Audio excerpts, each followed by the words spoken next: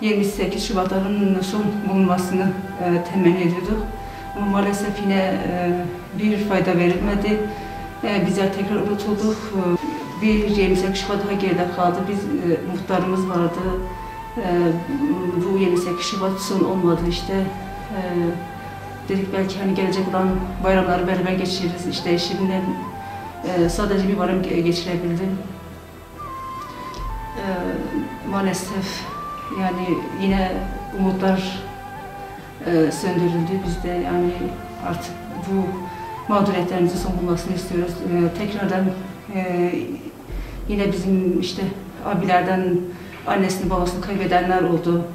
Onların buluşması artık mahşerde kaldı artık. Yani biz kendimiz yani ömür yetmeyebilir. O yüzden diyoruz ki bir an önce bizim de eşlerimizin yanımızda bulmasını istiyoruz. Anne babalarına kavuşsunlar, eşlerine, çocuklarına kavuşsun, bu gözyaşları son bulsun.